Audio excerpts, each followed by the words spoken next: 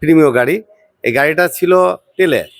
তো ফয়সাল ভাইয়ের সাথে পরিচয় হওয়ার পরে ওনার ব্যবহার আচরণ এবং ওনার কথাবার্তা আমার খুব ভালো লাগছে এবং অনেস্টলি উনি কাজ করে এটা আমি জানতাম আগে থেকেই। মনে করেন যে এলপিজি করলে আপনি অনেক 40% আপনি সাশ্রয় হবে। তা আমি 40% আমি 50% পাচ্ছি আমার মনে হয়। তো ফয়সাল ভাই একজন খুব ভালো মানুষ। একটা কথা বারবার বলতে হয়, ফয়সাল ভাইয়ের ব্যবহার এবং সততার কারণে আজ কিন্তু আমি বারবার আসছি। আসসালামু আলাইকুম। আমি মোহাম্মদ শামসুল আলম বাবু। আমার বাসা হচ্ছে বাড়ি চুয়াডাঙ্গা জেলায় সদরে। আমি বিজনেস করি। আর আমি মিরপুরে আমার বাসা আছে। মিরপুর আমার ছেলে থাকে, পড়াশোনা করে এখানে আর কি।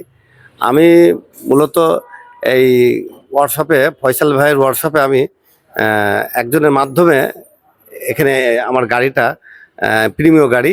এই গাড়িটা ছিল তেলে।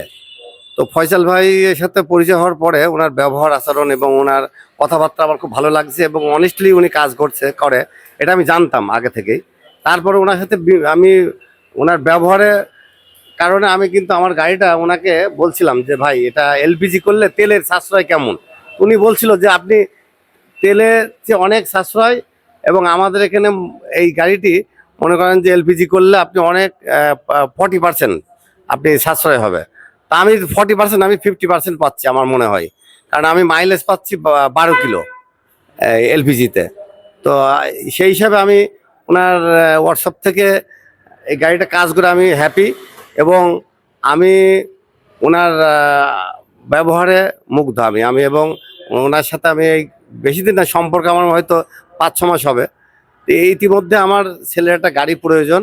তো ওকে একটা গাড়ি ফয়সাল ভাই একটা গাড়ি দেখে দিয়েছে। এই গাড়িটি এলপিজিও এখান থেকে আমি করাছি এবং ছেলে ওই এলপিজিতে আমার মনে হয় ভালো মাইলেজ পাবে, কারণ আমি হলো আগেও আমি পাইছি এবং এখনো পাবো ইনশাল্লাহ।